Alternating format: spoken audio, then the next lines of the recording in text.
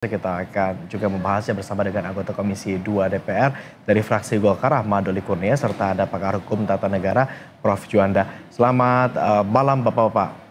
Terima kasih sudah berkenan bergabung bersama kami di Berita Satu Utama. Prof. Juanda, Bang Doli, sehat?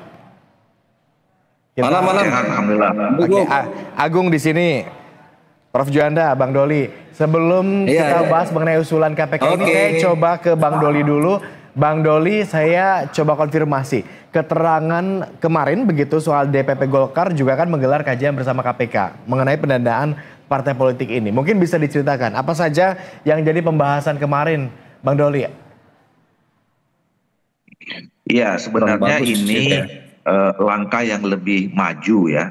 Karena sebelumnya juga KPK, terus kemudian termasuk Bappenas ya, kemudian Kementerian Dalam Negeri ini juga sudah pernah menyuarakan bahwa memang partai politik ini harus diberi bantuan yang lebih gitu oleh negara gitu. Dan saya juga termasuk orang yang mendorong sejak 5 tahun yang lalu kami di Komisi 2 mendorong terjadinya revisi Undang-Undang Partai Politik yang salah satu isinya adalah bagaimana negara harus punya tanggung jawab terhadap partai politik ya. Kenapa? Karena kita sudah memilih ya, sistem politik kita ini adalah sistem demokrasi dan salah satu simbol atau instrumen utama demokrasi itu adalah partai politik. Nah, jadi sebenarnya partai politik ini juga harus menjadi tanggung jawab kita semua untuk bisa lebih baik, lebih berkualitas, dia lebih terlembaga di masyarakat kita gitu, sehingga memang kehidupan demokrasi kita lebih sehat ya, lebih berkualitas gitu. Nah, tinggal kemudian itu yang pertama. Yang kedua, kalau kemudian negara ikut bertanggung jawab, apalagi lebih konkret misalnya APBN jelas masuk ke mekanisme keuangan partai. Nah, partai politik dalam penting dipaksa ya untuk bisa melakukan manajemen keuangan secara modern. Dia harus memenuhi prinsip-prinsip transparansi, akuntabilitas gitu. Dan kalau kemudian salah dalam pengelolaannya atau kemudian katakanlah terjadi penyelewengan gitu ya, itu artinya dia menyelewengkan uang negara, masuk kategori korupsi. Jadi secara langsung maupun tidak langsung, partai politik kita ini dididik untuk bisa mengelola keuangan negara secara baik melalui partai politik. Sehingga kalau kemudian nanti dia memproduksi atau mengirim wakil-wakilnya ya, apakah pimpinan partai politik itu ditempatkan sebagai jabatan di eksekutif atau di legislatif ya, mereka sudah terbiasa mengelola uang negara secara tadi memenuhi prinsip-prinsip pertanggungjawaban ya. Dan yang konsekuensinya adalah kalau memang tidak dijalankan dengan baik ya masuk kategori korupsi gitu. Nah, kemarin itu KPK menurut saya mengambil langkah yang lebih maju dan saya kira bukan hanya ke Golkar ya, mungkin juga akan atau sebelumnya mungkin sudah didiskusikan dengan partai-partai politik yang lain. Karena kami menerima surat ya dari KPK, waktu itu KPK yang minta mengirimkan surat dan mereka mengatakan akan hadir ke DPP Partai Golkar untuk mendiskusikan tentang bagaimana pengelolaan partai politik itu juga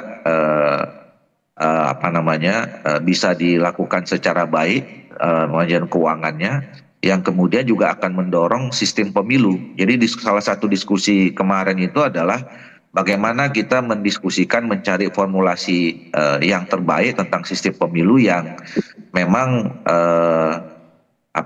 bisa meminimalisir lah ya pemborosan dan kemudian apalagi potensi untuk terjadi tindakan pidana korupsi gitu. Oke, dibahas juga kah kemarin sampai ke aspek teknis, misal bagaimana distribusi penyaluran dananya, kemudian juga mekanisme pengawasannya agar tidak terjadi celah penyalahgunaan dana, termasuk besarannya juga, ini dibahas juga atau tidak, Bang Doli? Belum. Ya kan itu kan ini kan masih diskusi awal ya. Dan saya kira kalau nanti kita akan bicara sampai yang justru pertanyaan-pertanyaan yang disampaikan itulah nanti akan dijawab dalam perubahan undang-undang.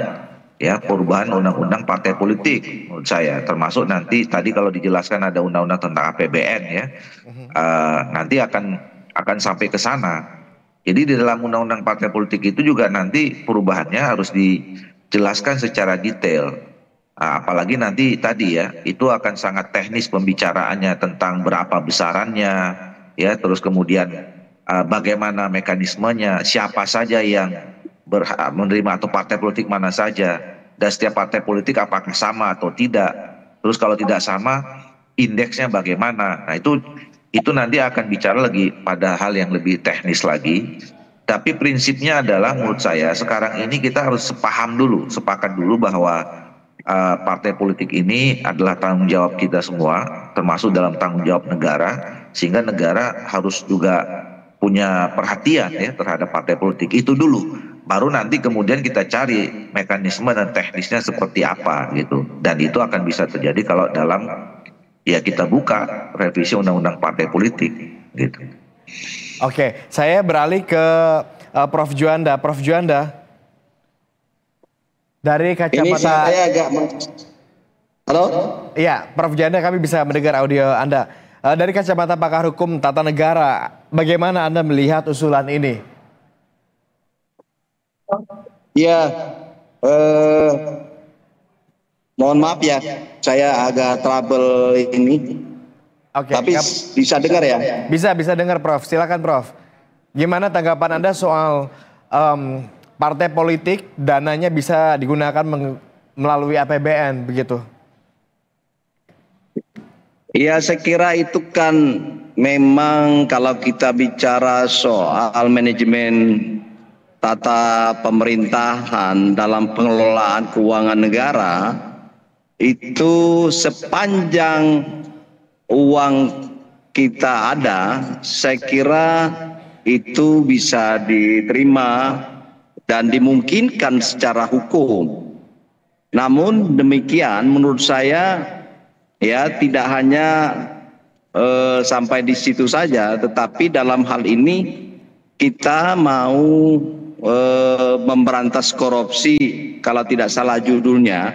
Apakah kita nanti ketika itu diatur atau dibiayai oleh APBN, maka soal pengawasan itu harus benar-benar dilakukan secara baik, secara transparan, laporannya, pertanggungjawabannya.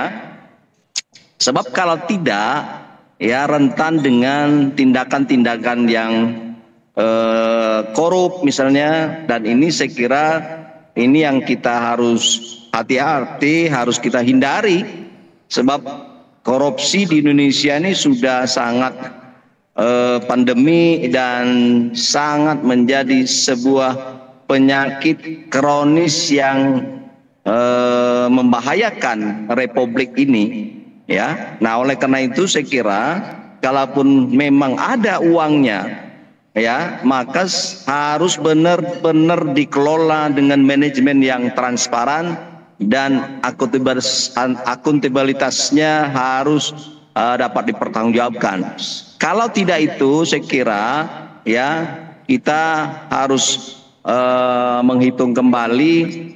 Apalagi ya dalam konteks manajemen pemerintahan sekarang, kita harus efisiensi. Menurut saya dalam konteks itu uang rakyat ini harus benar-benar dihitung matang-matang, jangan sampai nanti menjadi lahan korupsi bagi oknum partai-partai politik tertentu. Saya kira sudah cukuplah rakyat diberi pembelajaran yang tidak bagus oleh beberapa partai politik di republik ini. Saya kira itu menurut saya. Oke, Prof. Juanda, pada prinsipnya Anda setuju saja, sepakat saja begitu ini menggunakan APBN kalau memang ada begitu dananya begitu ya. Kalau gitu kita tampaknya mesti memperhatikan juga postur dari APBN yang kita punya ini seperti apa. Apakah mencukupi begitu untuk kemudian mendanai lebih partai politik atau seperti apa ya? Nanti saya coba ke Bang Doli dulu kalau begitu. Bang Doli, Selama ini kan Bang Doli partai politik yang masuk parlemen begitu ini juga kan dapat dana dari APBN begitu. Besarannya dari kacamata Anda yang sekarang sudah ada begitu sudah cukupkah atau memang itu belum bisa dimaksimalkan? Iya betul. Saya kira memang harus kita semua memahami bahwa selama ini memang APBN itu juga ada dipergunakan untuk pembiayaan partai politik ya. Tapi menurut saya masih sangat kecil dan tanggung gitu ya. Tanggung. Jadi karena sangat kecil, kan dihitung kan berdasarkan indeks per individu perolehan pemilu sebelumnya gitu. Nah, jadi karena dianggap kecil, ini kan totalnya nih, kalau yang dikasih ini kan 120 miliar itu total APBN yang diberikan kepada seluruh partai politik gitu. Tapi kalau dibagi-bagi ke partai politiknya masing-masing itu sangat kecil. Artinya buat pembiayaan partai politik itu sama sekali tidak mencukupi. Nah oleh karena itu kan itu jadi problem itu. Ya karena kecil ya terus kemudian mungkin karena dianggap kecil sehingga memang ya sekedarnya saja sehingga juga pengawasan setelah laporannya juga tidak terlalu maksimal gitu. Nah tapi kalau kemudian memang anggarannya cukup signifikan gitu ya, maka kemudian pengawasan perhatian kita semua juga rakyat termasuk pengawasan itu akan semakin besar juga. Nah, itu yang saya katakan tadi dapat mendorong partai-partai politik untuk melakukan manajemen pengelolaan keuangan partai secara lebih modern ya, memenuhi prinsip-prinsip transparansi dan akuntabilitas tadi gitu. Oke, Bang Doli dan pemirsa juga Prof Juanda, kita lihat juga data begitu alokasi APBN untuk parpol kita coba tinjau dari 2019 ke 2020 tampaknya stagnan tapi terus mengalami peningkatan di tahun 2021 kemudian di 2024 bahkan ini tembus sampai 120 lebih begitu miliar rupiah begitu. Dari kacamata Anda angka yang sudah meningkat ini perlu ditingkatkan sampai berapa besarannya Bang Doli? Ya sekali lagi saya katakan angka yang barusan disampaikan itu adalah angka total ya, semua untuk pendanaan partai politik yang ada gitu. Nah kalau dibagi-bagi menjadi kecil ya. Nah kalau ditanya berapa besaran yang diperlukan, ya ini yang nanti harus ada kajian dulu ya kan. Nggak bisa sekarang kita bisa pertama begini, cara menghitungnya nanti sampai akhirnya kita dapat total kebutuhannya juga harus kita diskusikan dulu kan, apa sebetulnya yang dibutuhkan, yang diperlukan oleh partai politik untuk program-program apa saja gitu ya. Nah kemudian mana yang boleh ya anggaran APBN itu dapat dipergunakan oleh program untuk apa saja. Nah kemudian baru kita bicara tentang soal bagaimana caranya untuk mencapai supaya APBN bisa masuk ke dana partai politik. Kemudian nanti baru bicara tentang soal pengawasannya gitu ya, pelaporannya gitu. Jadi masih panjang menurut saya diskusi kita soal apalagi sampai ketemu berapa sebetulnya angka yang ideal ya.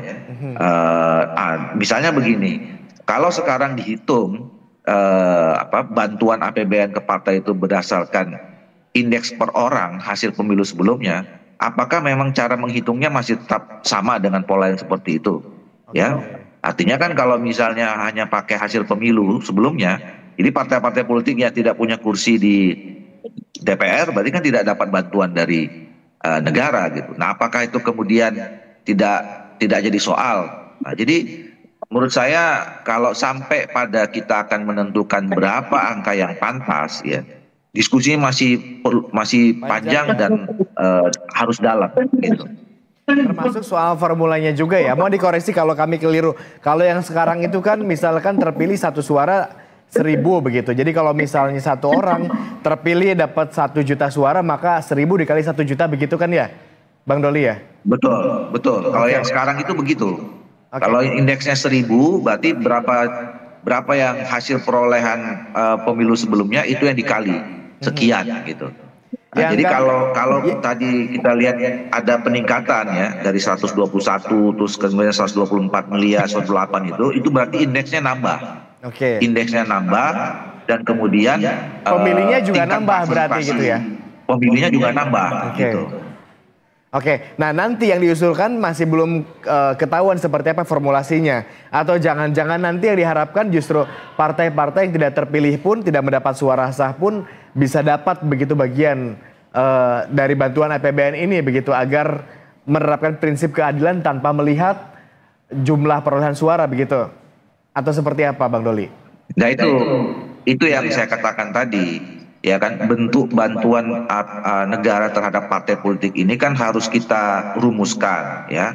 Nanti ke partai politik mana saja. Ya kalau misalnya tadi saya judul besarnya adalah partai politik harus menjadi tanggung jawab negara, maka semua partai politik juga harus mendapat perhatian negara. Nah pertanyaannya partai politik yang seperti apa?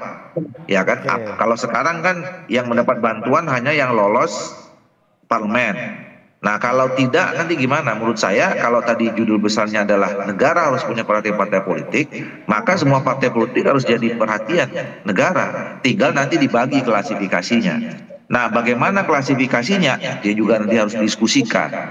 Nah tapi betul tadi yang disampaikan oleh Prof. Juanda.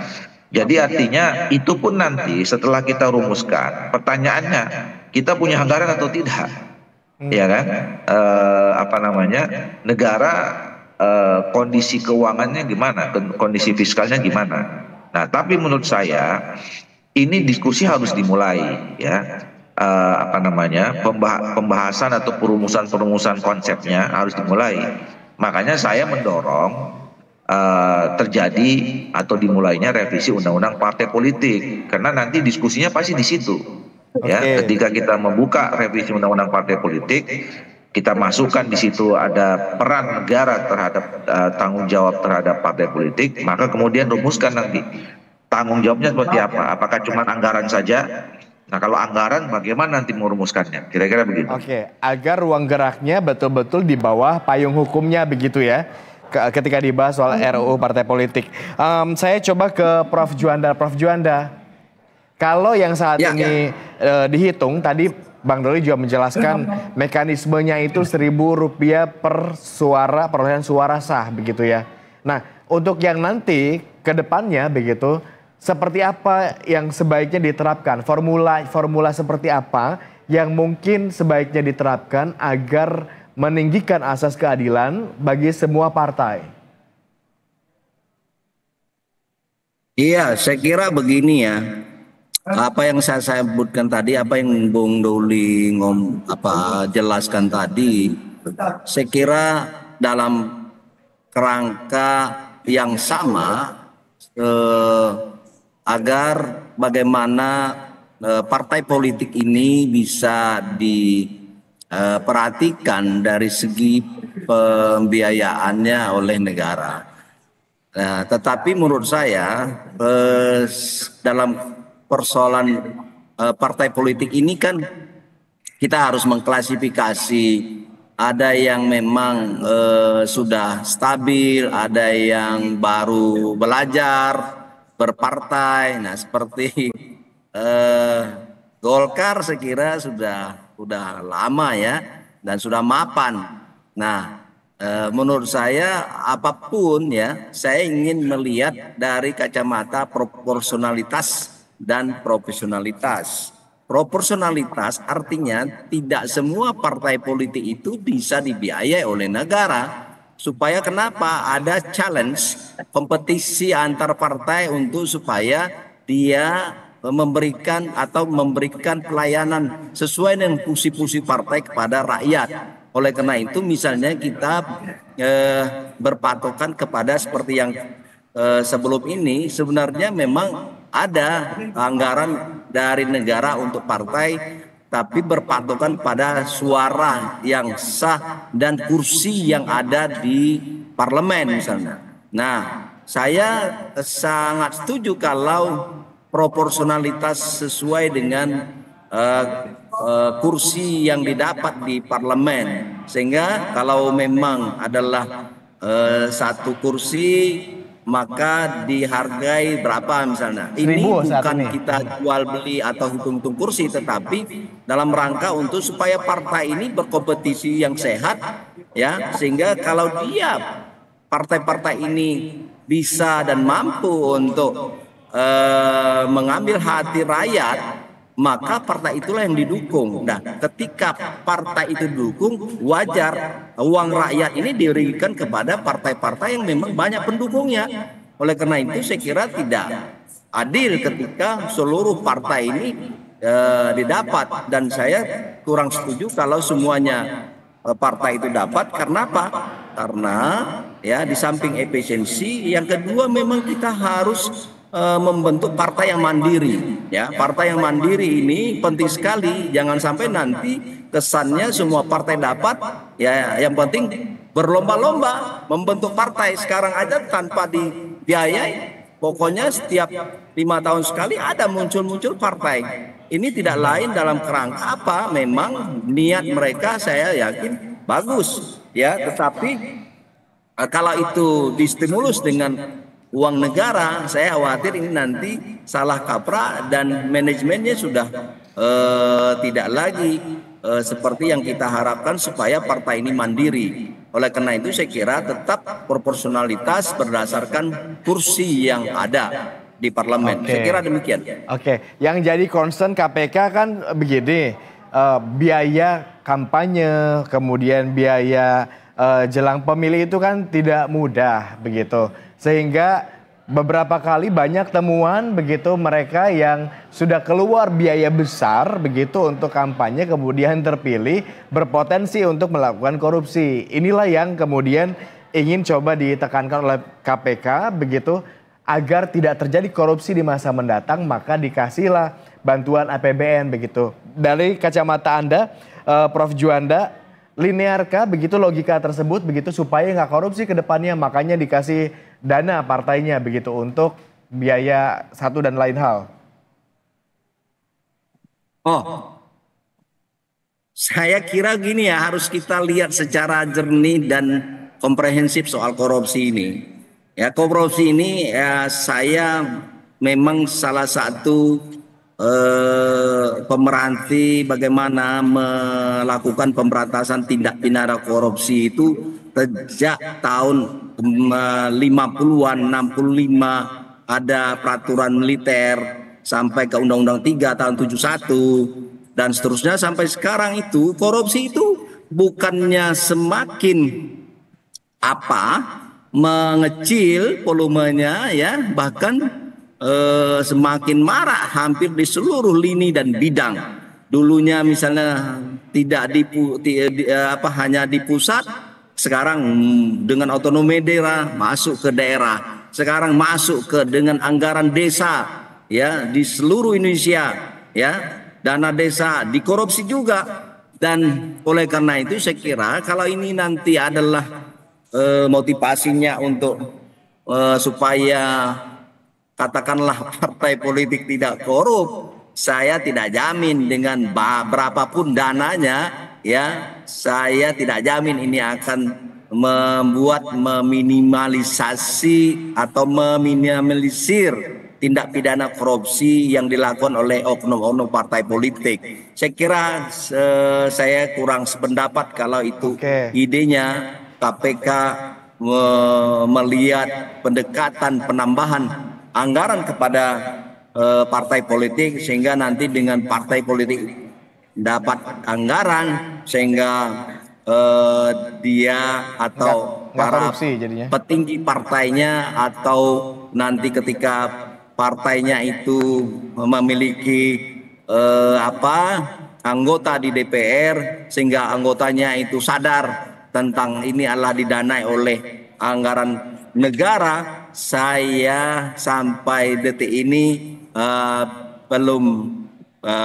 belum bisa menerima itu sebagai sebuah jaminan. Bahkan bisa jadi inilah nanti sebagai sebuah ladang yang bertambah lagi, ladang baru bagi kawan-kawan di partai politik. Memang tidak semua, kita tidak menuduh, tetapi namanya manusia dengan perkembangan dan realitas di Republik ini semakin hari ya, kalau tidak dilakukan sebuah pencegahan dan penanggulangan yang sangat masif melalui gerakan-gerakan yang masif terstruktur, saya kira korupsi semakin menjadi, dan ini adalah virus dan merupakan sebuah tindakan yang sangat membahayakan anak bangsa kita ke depan. Saya kira demikian. Prof. Juanda, kalau Anda tadi menyampaikan bahwa tidak ada jaminan begitu dengan ditambahnya bantuan APBN untuk partai politik agar mereka tidak korupsi misalkan ketika terpilih ke depannya,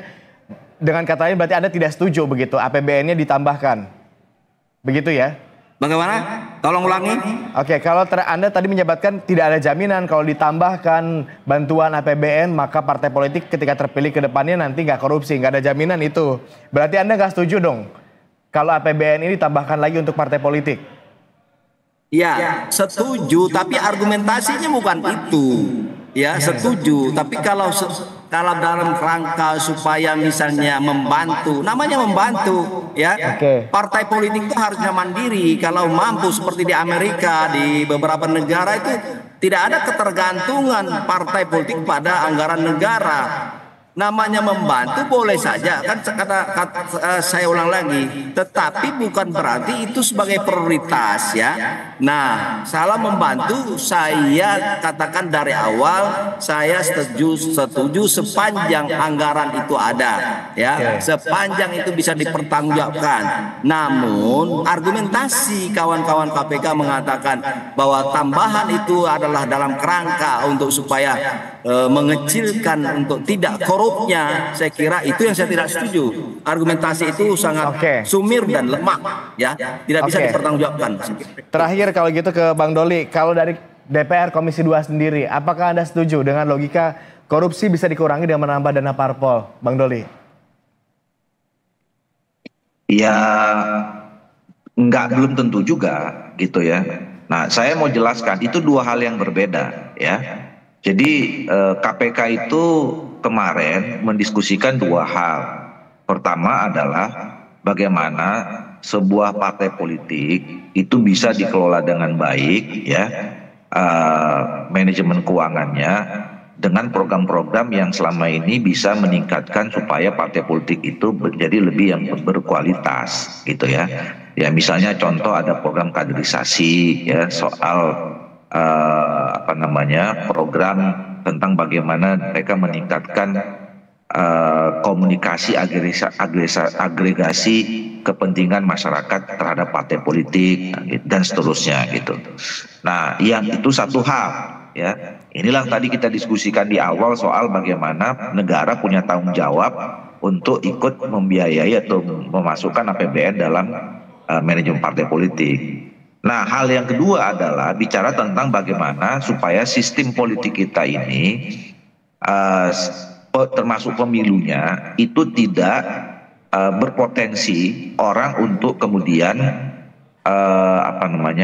tidak berpotensi jadi mahal. Kan gini, sistem pemilu kita ini kan salah satu problem terbesarnya adalah rumit dan mahal, ya.